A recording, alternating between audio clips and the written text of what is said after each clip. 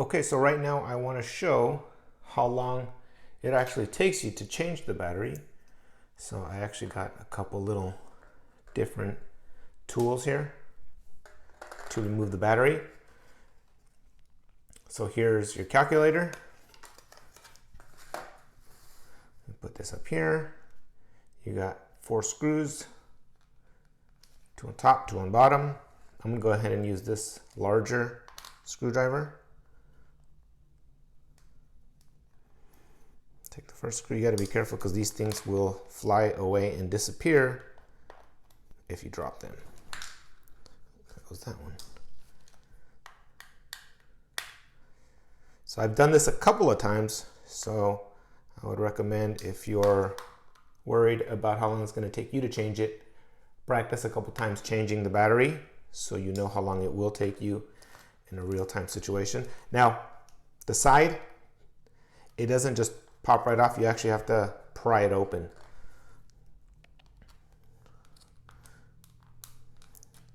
So you got to find a spot somewhere on the battery. Let's see if I can find a spot I already used. Let's try this bottom part.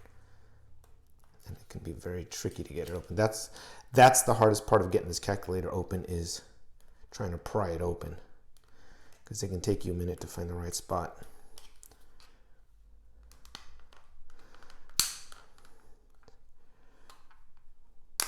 There we go. And then it snaps open.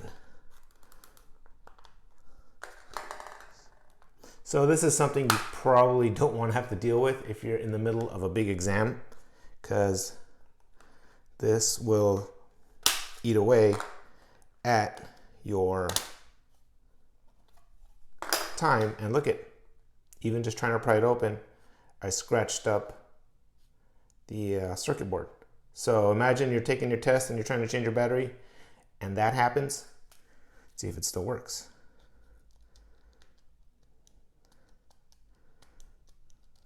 Looks like it's still good. But you imagine if I did some real damage to it, and now you don't have a calculator in the middle of your exam. Here's the underside of the battery. It doesn't just slide out that easily, so you will have to use one of these little tools to slide it out.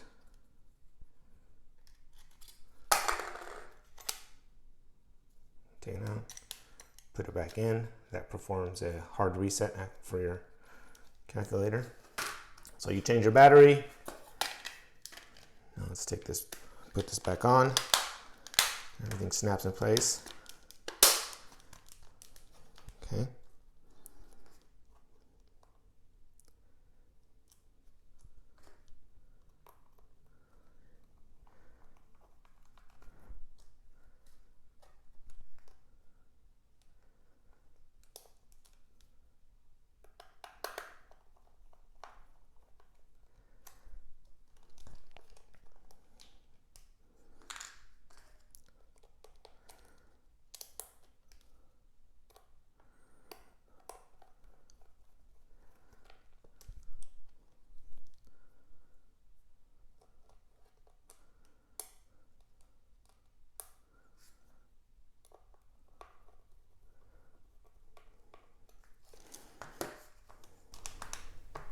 It still works.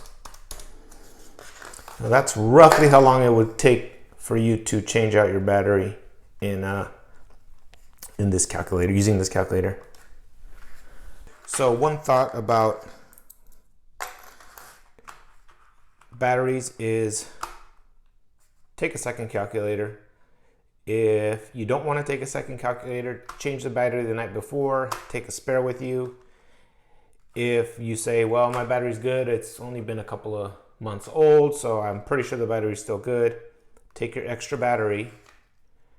And since these do snap closed, if you're insistent on just not taking a spare calculator, just snap this closed, forget about the screws, you're just in there for the test, and then worry about the screws when you're at home, and you don't have to worry about it during the test. So if your battery does, for whatever reason, die on you in the middle of the test, You don't have to worry about unscrewing it. Just take the little tool to snap it open, and you don't have to worry about screws falling off the table, rolling away, dealing with that part of it.